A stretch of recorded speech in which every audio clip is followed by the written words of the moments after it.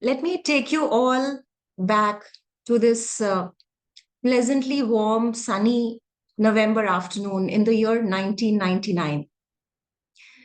I was in the final year of my graduation, and as I was sitting in the gazebo of the perfectly manicured lawns of Lady Shri Ram College for Women, where I was studying economics honors, I looked around me to see all these bright young women who had dreams of becoming CEOs, brand managers, chartered accountants, investment bankers, and so on.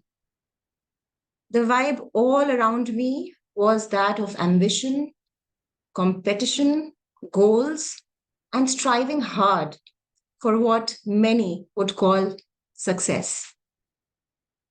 And yet, here I was, quietly visualizing a completely different script of my own life. I was dreaming of building a life in a way that many would regard as unconventional.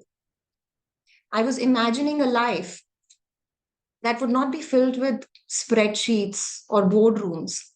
Instead, it would be filled with musical notes, with ragas, rhythms, and a rich resonance and the sonorous tones of the sitar.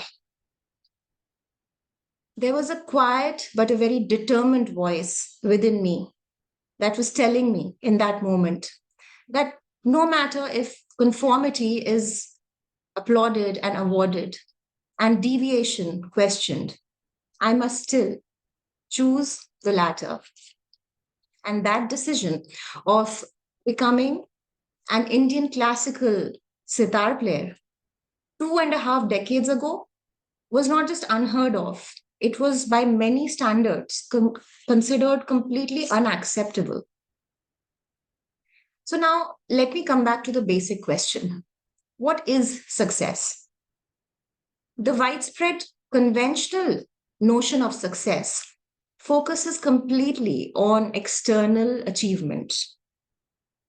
It is focused on your financial wealth, your professional recognition, the power you have, the power you exercise on others, or the influence you have on others, your social status, and so on. In short, here we are measuring success by markers that we can see and quantify, like having a high paying job, working in a fancy office, living in a big mansion, owning a luxury car, or taking your family abroad for vacations. For some, it is an attractive bio on LinkedIn, and for others, a big fat bank balance that counts as success. So, success by this definition, though commonly accepted, is actually very limiting. And why is that?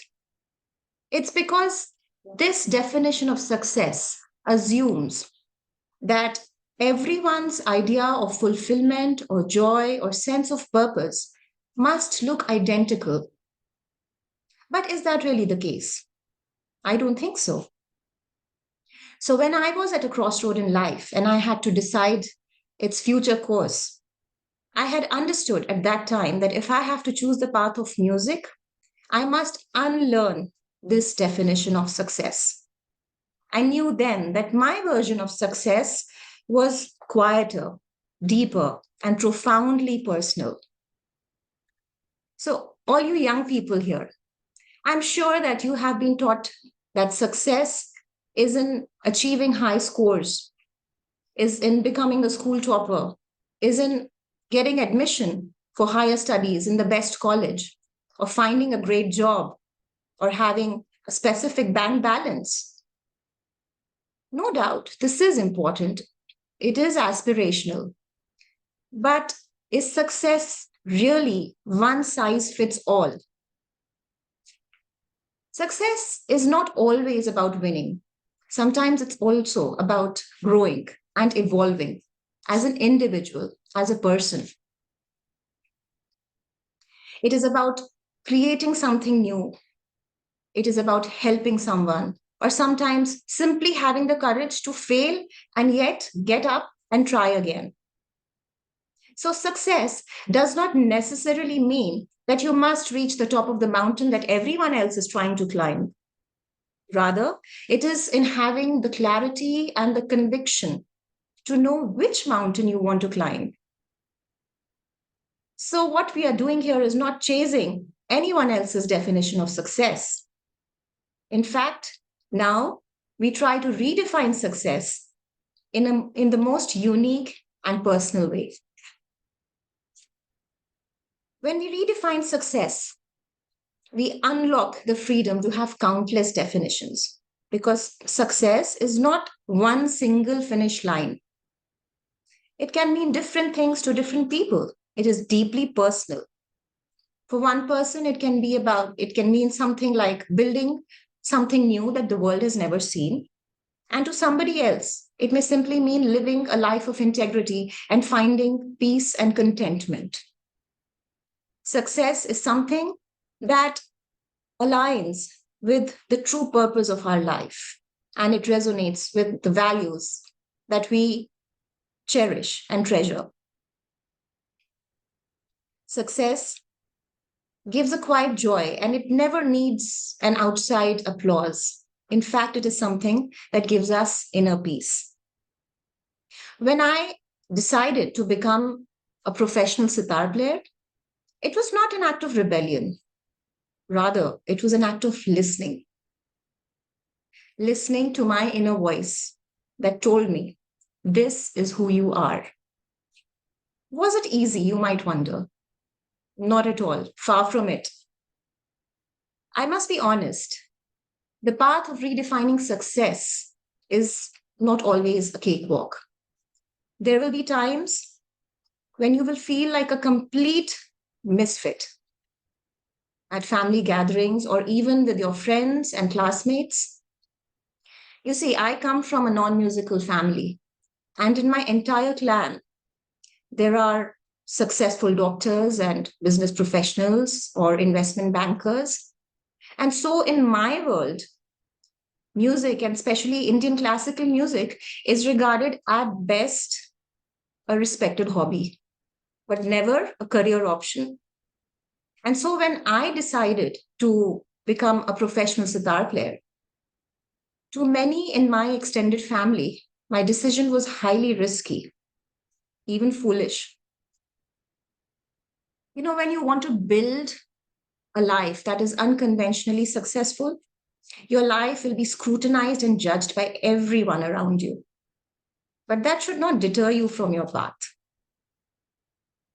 In the words of Steve Jobs, don't let the noise of others' opinions drown out your own inner voice. People will question your decisions. They will mock at you. Some will worry about you. Learn to hear them, but also have the discretion to not absorb everything that they tell you. And definitely do not allow the doubts of others to become your destiny. My peers would sometimes laugh at me. They would say, Sitar, seriously? As if I've declared that I'm going to be a circus clown. As a matter of fact, becoming a circus clown or a comedian can also be the idea of success for some people. We do have the shining example of the great Charlie Chaplin in front of us, a genius who went on to become the greatest comedian ever. My well wishers, also, people who genuinely cared about me, would gently ask me sometimes, have you thought of how you would make a living if you become a sitar player? Their concern was real, and I understood it. But the question was, would I be able to live with myself if I did not at least give it a try? Would I be able to live a happy life with the regret of not pursuing my dreams? We must understand that success redefined is a relentless pursuit of our dreams, no matter how much everyone around us tells us that they can never be a reality. Thankfully, in my case, my parents, who were my biggest pillars of strength and support believed in me, and they saw something in me back then that perhaps even I had not fully recognized in myself yet. They gave me the space to explore, the freedom to fail, and the strength to get back up and keep persevering. On the path of redefining success, we must be careful because there will be times, a lot of times, when we will be filled with self doubt, with despair, and the fear of failure, letting our parents down, and sometimes even a tendency to compare ourselves to our peers.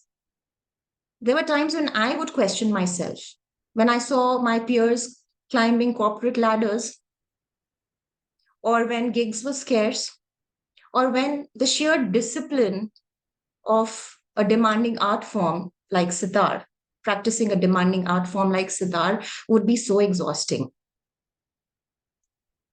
And this is even harder. There would be days when your inner critic is louder than any outside voice. During these moments, these difficult moments of despair, spiritual grounding, mindfulness, and purpose become extremely important and essential. So throughout my journey of trying to manifest my version of success, I turned to philosophy in trying to make sense of the world around me and to understand my place in it.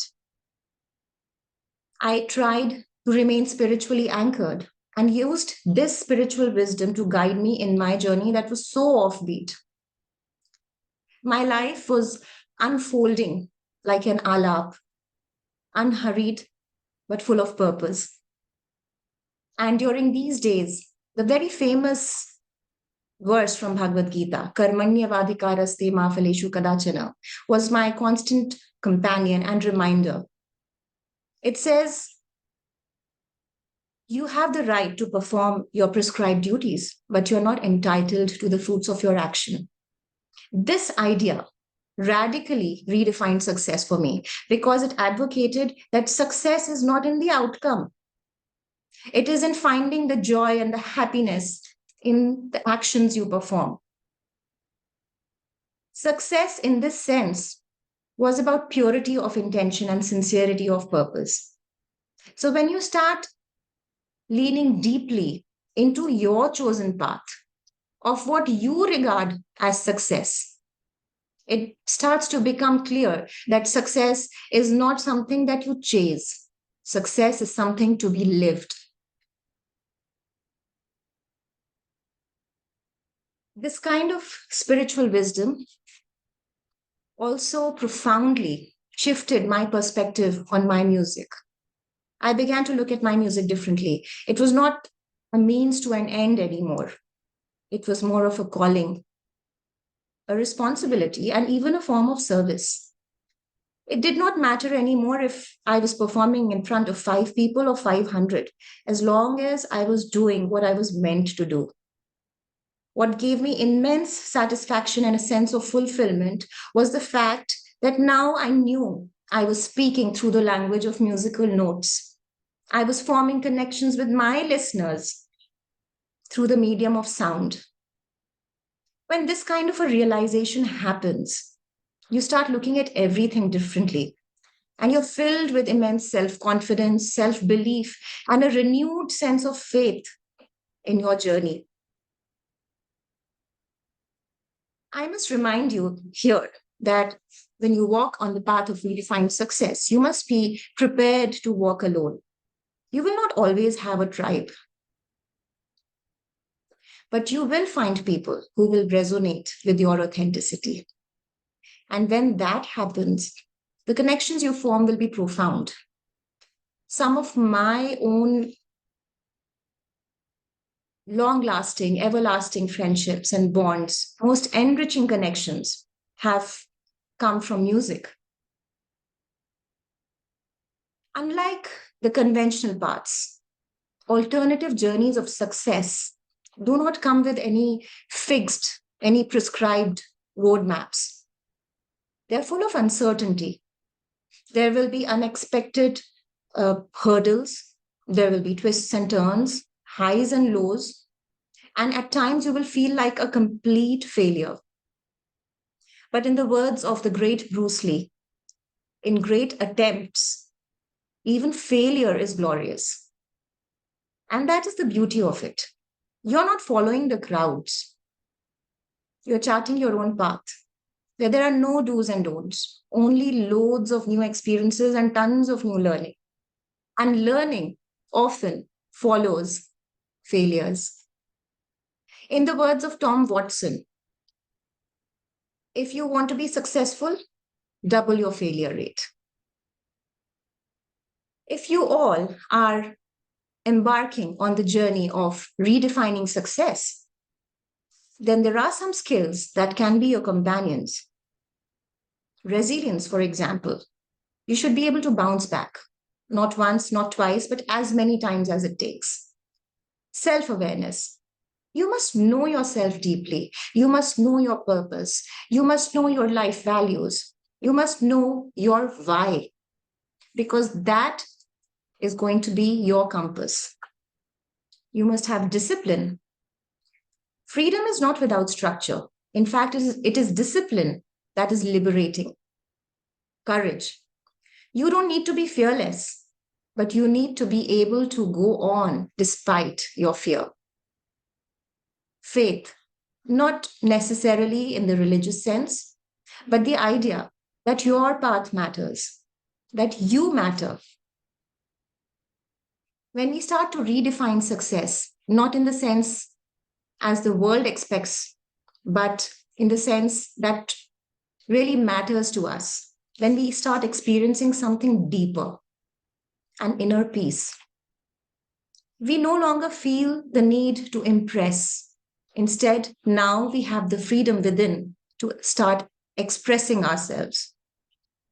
The peace that comes when our actions align with our values, when our goals feel like our own and not someone else's, that is true success. True success does not necessarily mean having the highest grades or doing what everyone else is doing. It is something that aligns with our true purpose. True success is in playing the sport because we love the sport, not because we want to win a trophy. True success is in feeling content and self-acceptance and not in comparison. Real success feels like you, real, comfortable, and quietly powerful. Today, I'm at a stage in life where I have performed across various platforms. I have collaborated with different musicians. I have taught students who are spreading the joy of Indian classical music. I have also initiated projects where the old merges with the new. But what is real success for me? Real success is not just the moment when I'm on stage under the spotlight or when I get an applause from my audience. I feel that I have been successful every time I found a soothing calm and peace in exploring a rag, or every time I found stillness in a musical note during my morning riyaz. I feel I was successful every time the eyes of a student conveyed that he or she has actually felt music. And I felt immensely successful when somebody walked up to me and said that my music gave them peace. In these profound moments, I was reminded that success is not always loud. Success is sometimes a quiet harmony between who you are and what you do. It is in being able to say with conviction that this is my path. When the world around us is constantly trying to tell us that this is what success should look like, I invite each one of you to take a pause, to reflect and ask yourself, what does success mean to me? And if your answers do not match the textbook definition, don't worry. Don't be disappointed, because this world needs people who are brave enough to live their own truth. So go ahead, play your sitar, sing your song, write your own poetry, start your organic farm, open your little bookstore, develop your art your way. Because when you do that, you will not just be successful, you will be fulfilled. Thank you.